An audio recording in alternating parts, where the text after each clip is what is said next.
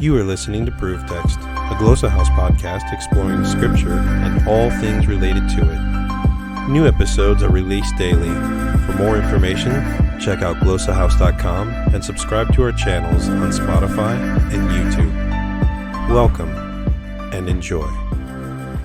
Hello, welcome back to GrammarPoint, and this is Fred Long, and we're continuing our look at types of intentionality constructions. This is what I call purpose constructions, and the reason I call them intentionality is because that's what distinguishes them from result clauses.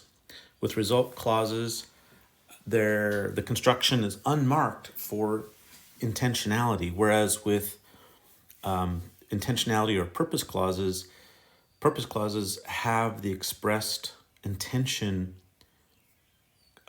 in view, and so there is a deliberate action and intention that leads to a desired goal. Now, the realization of that goal is still under question. I mean, it may not be realized, but the goal is not in question. So that's why in English I prefer not to use may, like in order that this may happen, but rather in order that this would happen as the translation. So here's the type of constructions, and they're kind of on a scale from like less prominent and marked and lower level.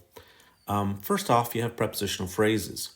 Now the reason with is and pros, and the reason why these are least marked is because they form a phrase, they're a phrase and not a clause.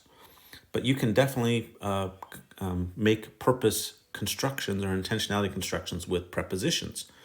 You can also use the infinitive alone or with an article to mark intentionality clause. And again, this is these are like lower level marking because there's not much involved in them. Now you can ramp this up in certain ways by adding like action and movement verbs, like someone came to do something. Anyway, you can see the references there. Good example of prepositional phrases is Ephesians 4:12. And then for the articular infinitives, look at Romans 6:6 and Philippians 3:10. So if you want to look those up, those are places where those are found. Future participles are rare in the New Testament. They do occur. They occur about 10 times, and they construe purpose. And this is a good classical understanding of that. So Matthew 24:49 and Luke 10:25 are examples of those. Verbs of agentive action, motion sending with the infinitive. This is what I was just talking about. If you want to make that more prominent, the idea of intentionality, you can put that in the context of a verb. So Jesus says, don't think that I came to abolish the law and the prophets. I didn't come to abolish, but to fulfill. Matthew 5:17. And then prepositions with articular infinitives. So is, to, pros, to, plus the infinitive. Now these, this is kind of an archaic construction. It's a little bit cumbersome in the Greek text, like it's very notable. I think these are rather marked. And so construe purpose more and more intense settings. Then we also have may with the subjunctive. Now this is a negative purpose, lest I do something.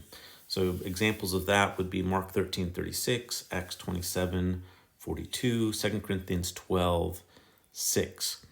Now, we'll talk about the moods involved, right? So far we've gone from prepositional phrases that have no verbs, so there's no moods, to infinitives, which is a verbal noun. It's a very minimal mood marking. If we put it even in the category of a mood, participles the same way. And so when you get the subjunctive, you're getting a finite verb form, but it's still not as prominent as an indicative. And particularly may with the subjunctive, you're saying, I like lest this thing happen. So it's less vivid because you're saying, let's do this way in order that something doesn't happen. So I think there's less marking with the subjunctive. The mood helps to convey that. All right, we'll stop here with these 6, and we'll continue the slide, and we'll finish out the rest of them in the next episode. Thanks. Interested in growing your ancient language skills but not sure where to start? Glossa House can help. From illustrated readers and short stories to lexicons and grammars, Glossa House offers a variety of resources for beginning, intermediate, and experienced ancient language learners. Head to glossahouse.com today. Glossa House, language resources for the global community.